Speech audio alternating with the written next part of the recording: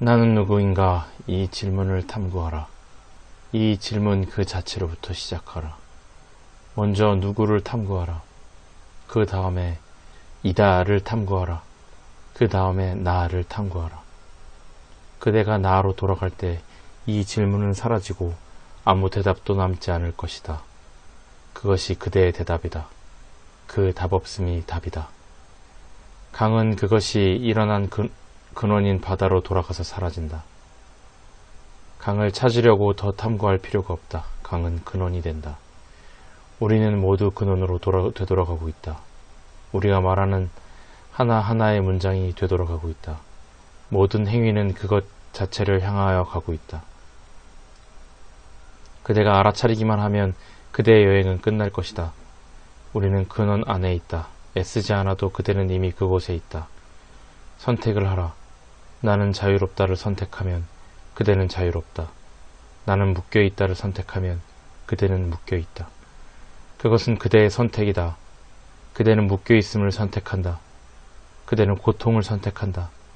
이왕 선택하려거든 행복과 자유를 선택하라.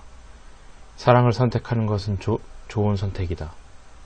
다른 선택들이 모두 비참하게 실패했고 그 결과가 고통이라면 지금까지 우리는 속은 것이다. 그러니 이제 다른 길로 가보자. 알려진 길들은 어느 것도 이제껏 우리에게 영원한 행복을 주지 못했다. 알려진 것은 영원하지 않다. 이름과 형상이 있는 것도 어느 것도 영원하지 않다. 그러니 이번에는 이 축복받은 삶 동안에는 이름도 형상도 없는 텅 빔을 시도해보자. 제가 참나는 무엇인가를 생각하다 보면 질문이 매우 복잡해져 버립니다. 그런데 스승님은 단순하게 정리하십니다. 스승님은 나는 참나다 라고 말씀하십니다. 그렇다. 이 단순함은 그대가 소화하기에는 너무 어렵다. 저는 나는 참나다 라고 하는 대신에 참나의 개념이 무엇인지를 찾고 있습니다. 그대는 어떤 생각도 개념도 만들 필요가 없다. 이것은 행위자 자신이다.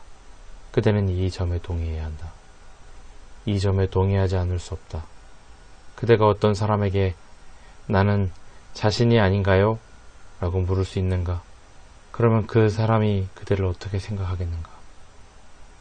나라는 단어를 완전히 알 때 그대는 완성된다. 모든 것이 나 안에 담겨있다. 그것으로 충분하다. 그대가 자신을 나라는 이름으로 부른다면 아무런 어려움이 없을 것이다. 그대는 영원히 될 것이다. 어떤 죽음도 그대를 건드릴 수 없다. 그냥 나로 머물러라. 그대가 할 일은 그것이 전부다. 그렇게 하는 것이 그렇게 어려운가? 나는 나라고 세례를 베푸는 것이 그렇게 어려운 일인가? 그것이 전부다. 그렇게 말씀하시니 단순하군요. 너무 단순하여 받아들이기 어려운가? 제4장 의심, 두려움 및 장애물. 바다에서 분리되어 있다면, 바다에서 벗어난다면 평화도 안전도 없다. 내가 바다와 같음을 모르면 혼란과 고통, 두려움이 일어난다. 오늘 아침 침대에 누워있는데 내가 지금 여기에서 뭘 하고 있는가 하는 의심들이 일어났고 이어 수많은 생각들이 떠올랐습니다. 그런데 문득 이게 뭐지? 나는 침대에 누워있고 그것이 전부다라고 느꼈습니다. 그러자 갑자기 모든 의심이 사라지고 내면에서 깊은 고요를 느꼈습니다. 그것이 바로 현재의 순간이다. 그대는 얼마 동안 현재의 순간에 머물러 있었는가? 그리고 어떻게 하여 그것을 잃었는가? 저는 일어난 일을 분석하려 하였습니다. 너무 가까이에 있는 것은 주의를 기울이기 어렵다. 눈은 모든 것을 본다. 그러나 자기 자신은 보지 않는다. 이처럼 참나는 마음을 통하여 온 세상을 보지만 마음은 참나가 되기 위해 집으로 돌아오지 않는다. 어떻게 하면 두려움을 극복할 수 있습니까? 극복하려는 모든 노력을 그만두면 된다. 두려움이 심할 때 스승님은 어떻게 하십니까? 두 손가락을 모았을 때와 딱 소리를 낼 때의 차이, 그 순간 그대는 무엇을 했는가?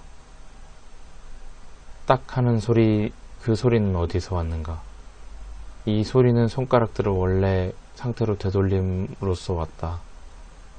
딱 하는 소리가 나도록 손가락을 모은 뒤 되돌려보아라. 지금까지 그대가 행하고 듣고 보고 읽은 것들 단 한순간만이라도 모두 잊고 말해보라. 그대의 얼굴은 무엇인가? 그대는 무엇을 보는가? 그저 그 상태로 원래 상태로 되돌려보라. 그대는 어디에 이르는가? 무입니다. 그것이 어떻게 해야 합니까? 라는 그대의 질문에 대한 답이다. 원래 상태로 되돌리면 그대는 어디에 이르는가? 생각과 생각 사이에 이른다. 이 틈은 무와 같다. 그대가 완전히 행복할 때 이것은 무와 같다.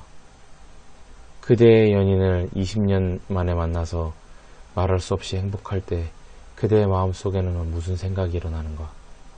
아무런 생각이 없다. 무로 둘러싸여 있기 때문에 그대는 아무것도 할 일이 없다. 그대 자신으로 있기 위해 해야 할 일은 아무것도 없다. 아무것도.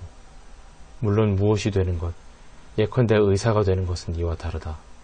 이것은 그대가 그대의 진정한 본성으로 돌아가는 것이 아니다. 그대는 늘 여기에 있다. 그대는 이 사실을 부정하고 있다. 그대는 그대의 위대함을 받아들이지 않는다. 영혼 자체이면서 실제 자체이면서 어떻게 그대는 저는 이 육체 안에서 고통을 당하고 있습니다 라고 말할 수 있는가? 나 없이 그대가 무엇을 할 수 있는가? 그대가 어디를 가든 거기에 누가 있는가? 그대는 고통 가운데에서도 이것을 이룰 수 없다. 저는 고통받고 있습니다 라고 말한다. 그만 그쳐라. 호흡을 할 때 누가 더 그대와 가까운가? 저는 두려움을 많이 느끼고 그럴 때면 쉽게 흔들립니다. 이 세상이 투사라는 것을 이해하면서도 이처럼 분리되어 있다고 느낍니다. 이 두려움은 지혜, 빛을 대하면서 받는 충격 때문이다. 예를 들어 이 방은 20년 동안 닫혀 있었는데 그대가 손에 횃불을 들고 어두운 방으로 들어와서 스위치를 찾았다고 가정해보자. 이 어둠은 20년 동안 자리 잡고 있었다. 즉시 불이 들어온다. 어둠은 혼란스러워진다. 소멸에 대한 두려움이 생긴다. 20년이라는 어둠의 세월 뒤 그대가 빛을 대하는데 얼마나 시간이 걸리겠는가? 무슨 일이 일어나는가? 어두운 마음속의 두려움, 방 안의 어두움은 몇 번에 걸쳐 사라지는 것이 아니다. 그대는 어두운 이 방에서 20년 동안 지냈다고 생각한다. 그 두려움은 그대 안에 깊이 뿌리 박혀 있다. 그대는 수백만 년 동안 이렇게 살아왔다. 수백만 년 동안을. 빛을 직면하는 데에 대한 이 두려움은 다른 두려움들과 다르다. 이것은 영혼에 대한 공포다. 영원한 감로의 바다. 그대는 어둠을 붙들고 헤엄치고 있다. 어쨌든 그대는 떠밀리든가 아니면 불멸의 바다로 뛰어들 것이다. 어두운 이곳을 떠날 때와 뛰어들 때 그 사이에 두려움이 일어난다. 어둠을 떠났지만 아직 빛에는 이르지 못했을 때 그대는 되돌아올 수도 없고 아직 표면에 닿지도 않았다. 이때 두려움이라 불릴 수 있는 것들이 있다.